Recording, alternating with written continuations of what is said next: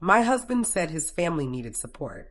You're still sending them $1,200 every month, my sister-in-law asked, raising an eyebrow. How do you manage? I hesitated, frowning. Because I was too, I admitted. For 10 years, she sighed. A tight knot formed in my stomach. But then she continued, and I froze. My name is Nora. I'm 50 years old and have spent most of my career in banking. I married David when I was 25. We never had children, but I believe we had something steady and real, quiet love, trust, and a life we built slowly together. 10 years ago, David came home looking anxious. My dad fell, he said. He fractured his hip. He won't walk again. He explained that Helen, his mother, had moved John into a private care facility. It's a good place, he added. Safe, clean, but expensive. Almost $5,000 a month. I was stunned. Can't insurance cover some of it? David shook his head. Barely. I'll help as much as I can, but Mom's stretched thin. She's trying to manage alone. I can't do this without help. He didn't need to spell it out. I understood what he was asking. I agreed. How much do you need me to cover? I asked. Just half. $1,200 a month. That would really help. So, I started wiring $1,200 directly to Helen's account every month. At first, I thought it was temporary, but the payments never stopped, and I never questioned it. John was unwell, and Helen was always so grateful. You're like a daughter to me, she'd say softly. John and I are blessed to have you in our lives. Sometimes she'd send handwritten cards, underlining words like love, family, and gratitude, as if that could lighten the weight of the situation. And somehow it did. I kept sending money for 10 years, over $140,000. I believed I was doing the right thing. I thought we were all doing our best, until Sophie called. Sophie was the soon-to-be ex-wife of David's younger brother, Daniel. I hadn't spoken to her in a long time, not since their separation. Then, out of the blue, she reached out. Nora, she asked cautiously. It's Sophie. I paused. Sophie, hi. Is everything okay? I really need to talk to you. Can we meet in person? And please don't tell David. That caught my attention. The next morning, we met at a quiet coffee shop downtown. She looked worn out but determined, like someone who had cried enough and decided it was time to stop. Sorry for the surprise, she said, stirring her drink. I've been holding this in for a while. I nodded, unsure where this was going. You're still sending Helen money, right? She asked. I blinked. What? The monthly payments, $1,200? I frowned. How would you know? I've been doing it too for 10 years. My stomach sank. Daniel told me John was in a care facility, Sophie said. But Helen can't actually afford it. I offered to help, same amount, same account. Helen would send thank you notes, call me her angel. I sat there stunned. I stopped a few months ago, Sophie continued. After the separation, I wanted to cut ties. But yesterday I went to Helen's house. Why? I asked, keeping my voice calm. To get something that's mine, my espresso machine. I bought it years ago, before Daniel and I got married. Expensive, $600. When we moved in together, Helen insisted it stay at her house. Said it cluttered our kitchen and she'd keep it safe. Anyway, with the divorce finalized last week, I figured I'd retrieve it. You went inside? She always spends weekends at her sister's, and John was supposed to be in the care facility. I still had a spare key. You used it. I didn't think they'd be home. I just wanted my coffee machine and to be done with all of them. But when I walked in, John was there. I froze. What do you mean there? He was in the kitchen, wearing plaid pajamas, pouring himself coffee. The blood drained from my face. Sophie leaned in. He looked perfectly fine. No walker, no cane, just standing there, humming to himself, using my machine. No, I whispered. She pulled out her phone. I saw the photo before he noticed us. She slid it across the table. John, in pajamas, holding a steaming mug, standing next to her espresso machine, the very one she used to rave about. He looked healthy, relaxed. My hand shook as I pushed the phone back. I thought maybe he was visiting for the weekend, Sophie said. So I called a friend who works at the facility. There's no John registered. No record. Never been a patient. I couldn't breathe. 10 years, all the payments, all the tears I'd seen in Helen's eyes when she talked about caring for her helpless husband, all a lie. I'm sorry, Sophie said gently. I thought you should know. I hated the idea that you were still sending money. I nodded slowly. It felt like I was underwater. Every word seemed distant. And then it hit me deep in my gut.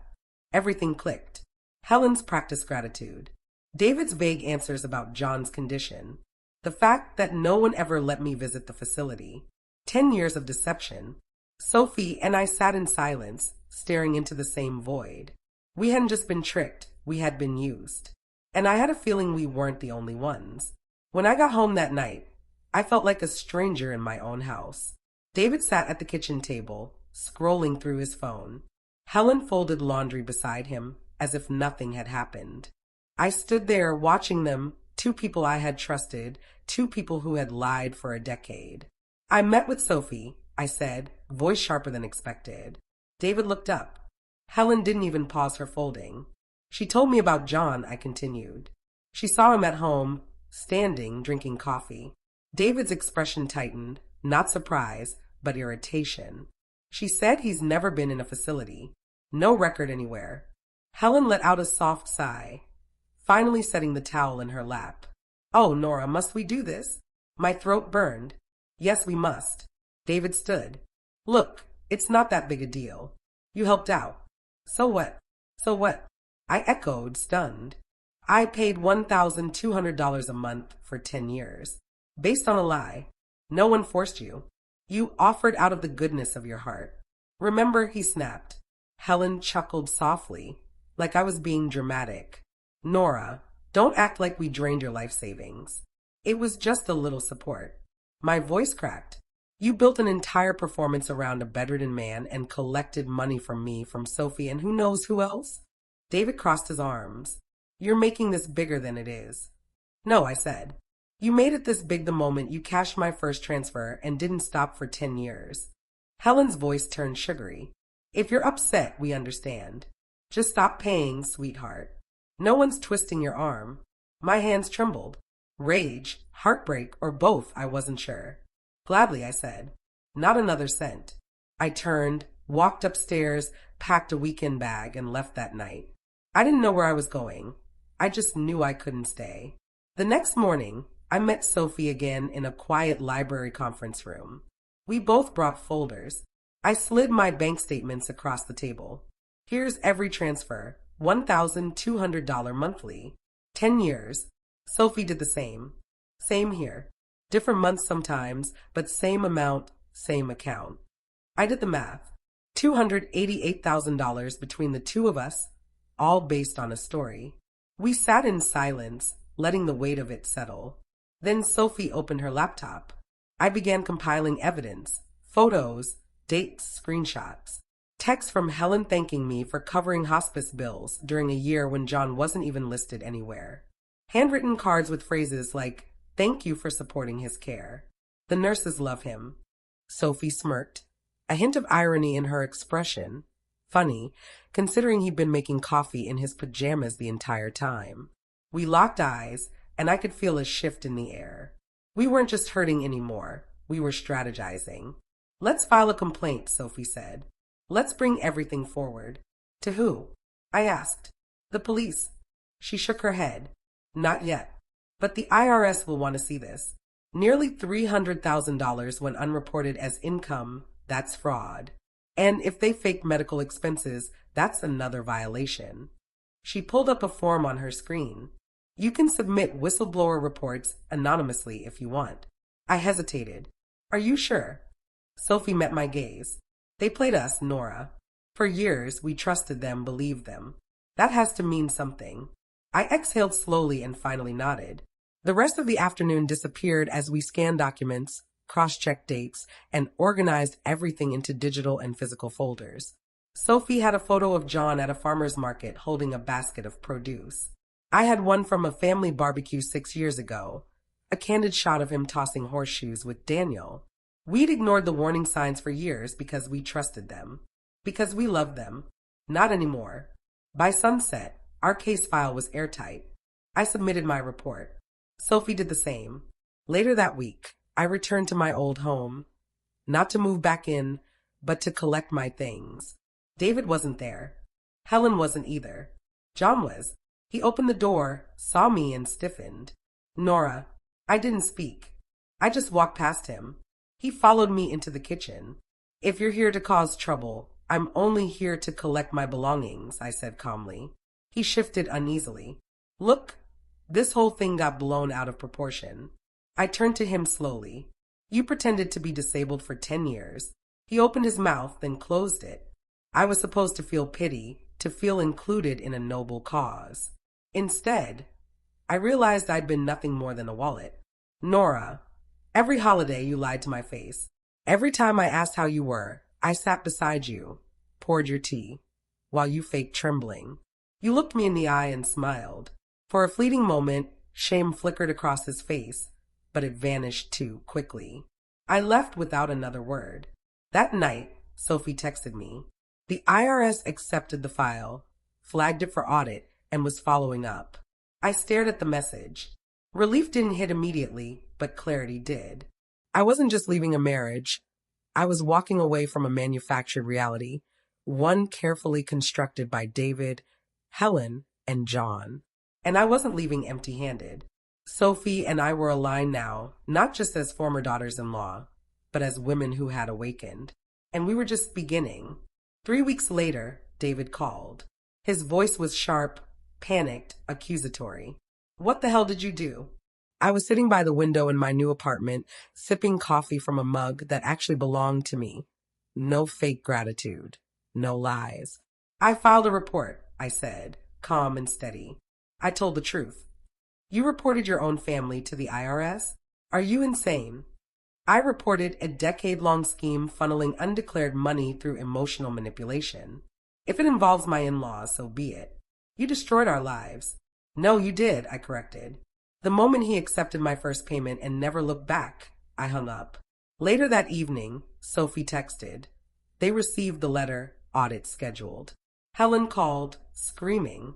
I didn't answer. Good, I replied. We're almost there. We were, but one final step remained. That weekend, Sophie and I drove to Helen's house. I wasn't sure what to expect. Fury? Denial? Another performance? Instead, all three of them were there at the door like a tribunal. David, Helen, John, pale, tense, furious. You think this is justice?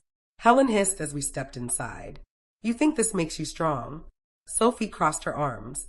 It makes us honest. Maybe you should try it. We took care of you. Helen snapped. We welcomed you into this family, and this is how you repay us. You didn't take care of me, I said. You took my money. You stole my trust.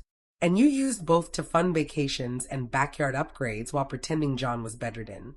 I was injured, John barked. For how long? A month? 2, I countered, because I've seen pictures of you 6 years ago, standing fine, laughing, shopping, carrying oranges. David stepped forward, jaw tight. You want revenge? Fine. But you had options. You could have come to us.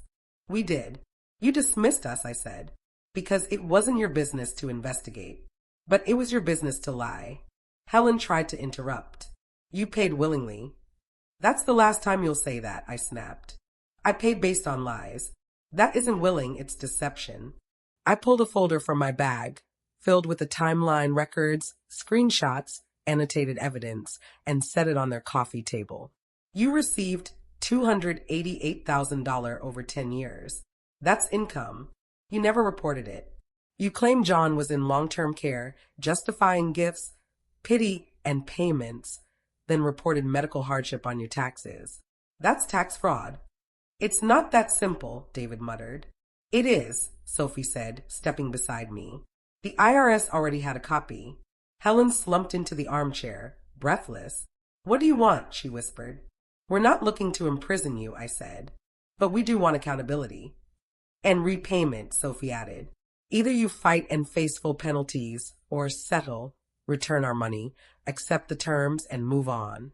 David looked like he might explode. You're divorcing me over this? No, David, I said, meeting his eyes. I'm divorcing you because you were okay with it. Because when the truth came out, you didn't show guilt. You showed contempt. You didn't love me. You loved what I gave you. Silence fell. They didn't argue further. The weight of evidence was undeniable. 2 weeks later, their lawyer reached out. They wanted a quiet settlement. Helen and John would repay my share over 5 years. Sophie hers the same way. David wouldn't contest the divorce. No claims on assets, no spousal support. In return, we wouldn't escalate to criminal court. Not everything, but enough. And it was ours. I moved into a small apartment overlooking a park. Peaceful, not glamorous. I bought my first espresso machine. Mine. After years of drinking from theirs, Helen's kitchen, David's mugs, John's lies, this one only brews for me. I wake early now, not from habit, but because I love the quiet. My money stays in my account unless I choose otherwise. Sophie and I meet weekly, usually Saturdays. Sometimes we talk about the past. Sometimes we laugh at how absurd it all was. Last weekend she said, if someone told me a year ago we'd be here, drinking oat lattes and swapping legal tips, I'd have called them crazy. I smiled. If someone told me I'd be free, I would have cried with relief. She nodded. Do you think they'll ever understand? No, I said. And that's okay. They don't need to because we did. We finally saw past the theater, the scripts, the costumes, the illusions of gratitude and frailty. We stopped paying to watch their performance. We walked off their stage. The most dangerous lies are wrapped in love. The most powerful thing you can do is stop believing them. I don't regret the years I gave, but I'll never give them another minute. And when people ask me how I knew it was time, I just say this. When love is only valuable as long as payments are clear, it's not love, it's a subscription. And I finally hit cancel. If you found this story inspiring, make sure to subscribe to my channel for more stories of truth, empowerment, and taking back your life.